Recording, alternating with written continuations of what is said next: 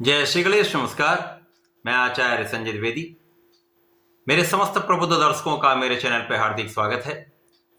प्रिय दर्शकों, आज मैं नवग्रहों में राजा सूर्यदेव के राशि परिवर्तन प्रभाव को लेकर आपके सम्मुख उपस्थित हूं। सूर्यदेव 14 जनवरी को प्रातःकाल अपनी राशि का परिवर्तन करने जा रहे हैं तथा वर्तमान धनु राशि को छोड़कर शनिदेव की मकर राशि में प्रवेश करेंगे। अर्थात 14 जनवरी को मकर संक्रांति का पर्व मनाया जाएगा।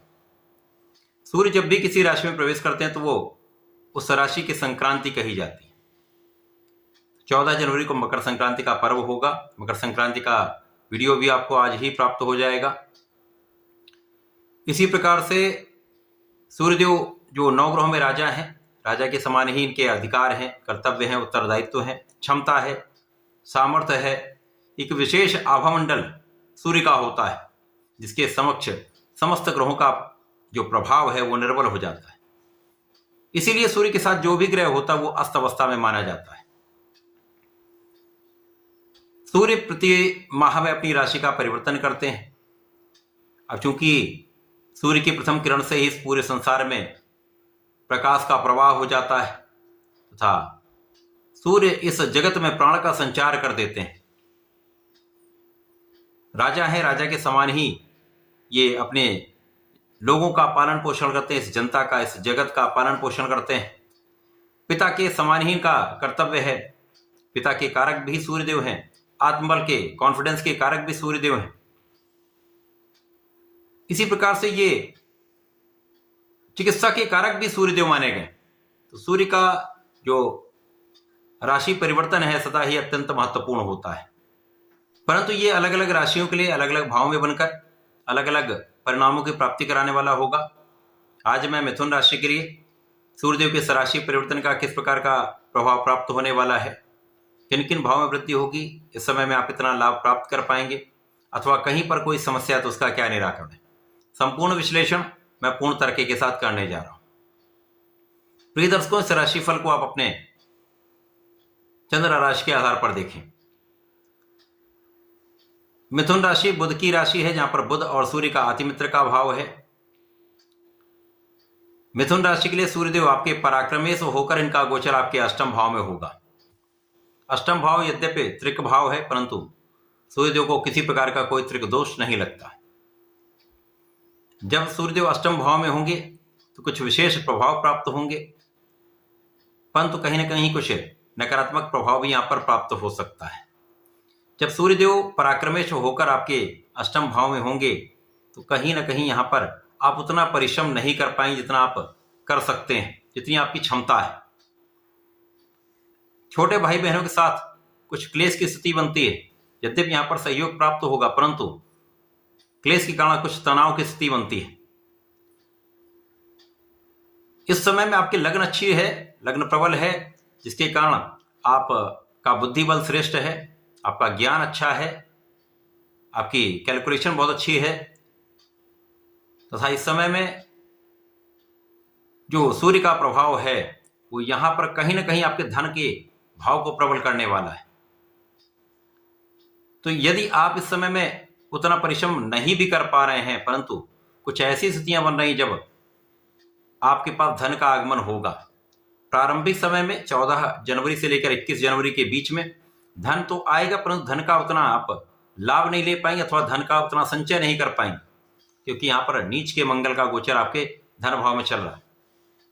जैसे ही मंगल का राशि परिवर्तन आपके लग्न में हो जाएगा, निश्चित रूप से यह अत्यंत प्रबल स्थिति होगी, क्योंकि मंगल का प्रभाव यहां पर सीधी दृष्टि का बुध पर होगा, जो लग्न के तथा आपके सुख के स्वामी है। इसी प्रकार से सूर्य के साथ भी दृष्टि प्रभाव बनेगा, जिसके कारण विशिष्ट स्थितियां बन रही हैं। इस समय में आपके अंदर ऊर्जा का प्रवाह अत्यंत श्रेष्ठ हो जाएगा। अब ज्ञान और बुद्धि के साथ यदि ऊर्जा का प्रवाह श्रेष्ठ हो जाता है तो निश्चित रूप से आपके लिए अत्यंत श्रेष्ठ स्थिति बनती है। अब क्योंकि इसी माह में बुध का भी परिवर्तन आपके अष्टम भाव में होगा, यहाँ पर ये सूर्य के साथ गोचर करना प्रारंभ करेंगे, तो इस माह में कुछ बड़े परिवर्तन भी हैं, कुछ बड़े योग भी हैं। जैसे कि इस माह में निश्चित रूप से जब लग्न प्रबल होगी, आप सही निर्णय ले पाएंगे, आपके अंदर क्षमता बढ़ेगी, ऊर्जा का सही दिशा में आप उपयोग कर पाएंगे तो धन की प्रबलता 70% प्राप्त होगी। इस समय में अचानक धन प्राप्त हो सकता है।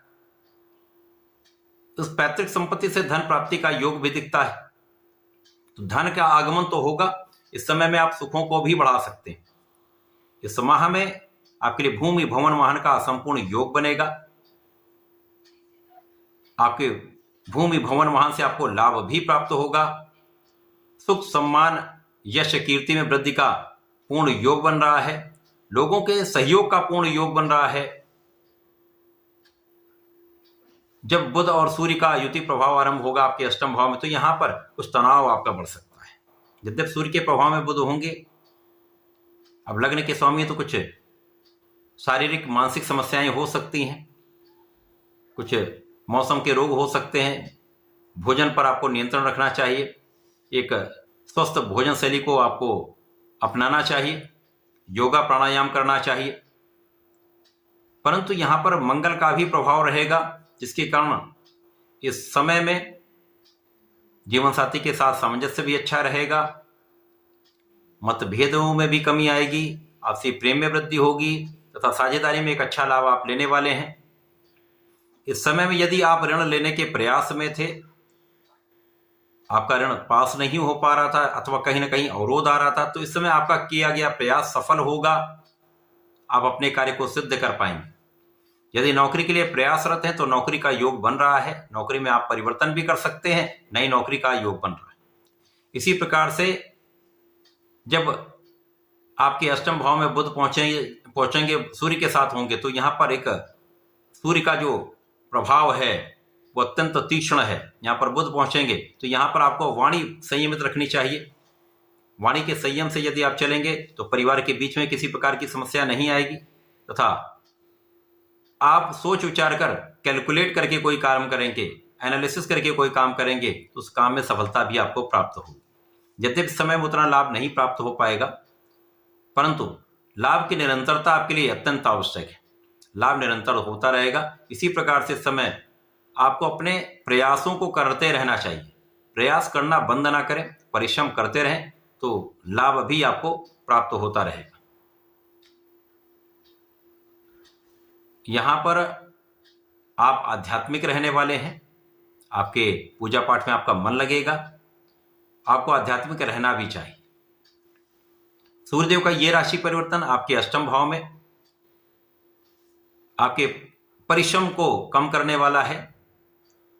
सुखों के होते हुए उतना लाभ आप नहीं ले पाएंगे, परंतु आपको अपने कार्य को पूर्ण निष्ठा के साथ करना चाहिए। निरंतर प्रयास करना चाहिए तथा पूरे समय में सूर्यदेव को जल देना चाहिए। ओम घृणी सूर्याय नमः का कम से कम 11 बार जप करते हुए आप जल को अर्पित करें।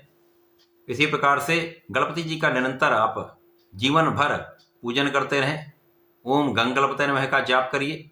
गणपति श्रोतम का पाठ करिए अथवा गणेश शीर्ष का पाठ करिए अथवा सुन लीजिए।